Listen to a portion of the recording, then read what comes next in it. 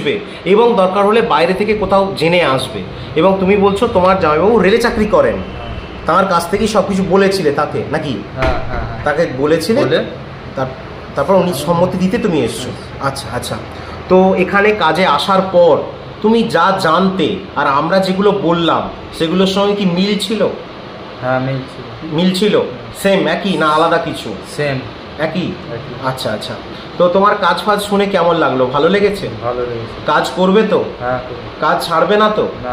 আচ্ছা, বিভিন্ন জায়গায় এখন কাজ দেওয়ার নাম করে অ্যাডভান্স অগ্রিম টাকা পয়সা চায়, ড্রেস চার্জ হিসাবে, ফর্ম ফিল আপের চার্জ হিসাবে। তো তুমি কোনো অ্যাডভান্স টাকা পয়সা দিয়েছো? না। সামথিং কিছু 500 1000? সত্যি কথা বলো, না নাকি আমরা শিখিয়ে দিয়েছি বলে বলছো? না। দাওনি তো? দেওয়া কি উচিত? না।